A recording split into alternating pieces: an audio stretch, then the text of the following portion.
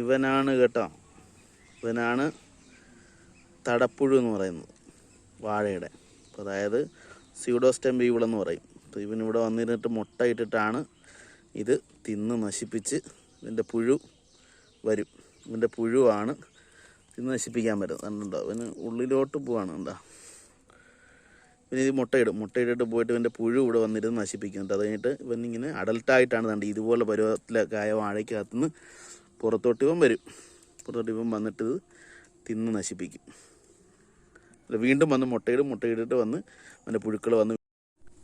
ഇത് തടപ്പുഴുവിൻ്റെ പ്യൂപ്പയാണ് കേട്ടോ. അപ്പോൾ ഇവനെയാണ് മറ്റേ അഡൽട്ട് വന്ന് കറുത്തിരിക്കുന്ന അഡൽട്ട് വന്ന് തിന്നും. മുട്ടയിട്ടതിന് ശേഷം ഇവനെ മുട്ട വിരിഞ്ഞതിന് ശേഷം ഇവനാണ് ഉണ്ടാകുന്നത്. അപ്പോൾ ഇവൻ എന്ത് ചെയ്യുന്നത് വെച്ചാൽ ദാണ്ട് ഇതുപോലെ വീണ്ടും തിന്ന് നശിപ്പിക്കും. അപ്പോൾ അതാണ് ഇതിനകത്ത് നടക്കുന്ന പ്രോസസ്സ്.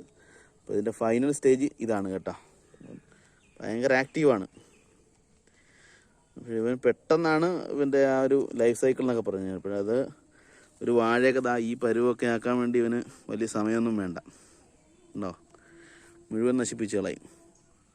അപ്പോൾ അതുകൊണ്ട് എല്ലാവരും വാഴയുടെ തടപ്പുഴുവിനുള്ള നിയന്ത്രണം ചെയ്യണം. വാഴക്കൃഷി ചെയ്യുന്നവർ നിർബന്ധമായും പ്രിക്കോഷണറി ആയിട്ടുള്ള ആക്ഷൻസ് എടുക്കണം. അതായത് EPN കടാവർ എന്ന് പറയും.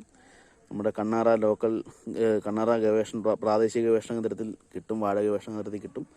EPN കടാവർ എന്ന് പറയും. ഇത് വാങ്ങിക്കണം. ഒരു വാഴയ്ക്ക് ചുവട്ടിലാണെങ്കിൽ ഒരു ചുറ്റിനും ഒരു 4-6 കുഴിച്ചിടണം.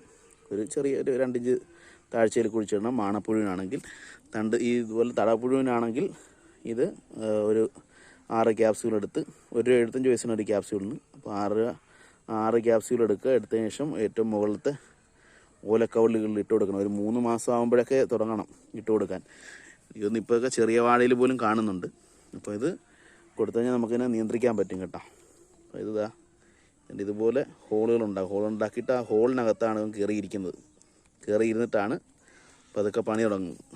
എന്നിട്ട് മുട്ടയിട്ടിട്ട് പതുക്കെ ക്രമേണ അതിൻ്റെ പുഴുക്കൾ വന്ന് തിന്ന് നശിപ്പിക്കും. ഇത്രയേ ഉള്ളൂ. പക്ഷേ നമുക്ക് ഒരു 700 രൂപയുടെ മിനിമം, ഏറ്റവും കുറഞ്ഞ മിനിമം ഒരു 700 രൂപയുടെ നഷ്ടം ഒരു കർഷകന് ഉണ്ടാക്കാൻ ശേഷിയുള്ള ആളാണ്. ഓക്കെ, അപ്പോൾ ഒന്ന് ശ്രദ്ധിക്കുക. പിന്നെ ഫീൽഡ് എപ്പോഴും വൃത്തിയായിട്ട് സൂക്ഷിക്കാൻ ശ്രമിക്കുക. Okay, thank you.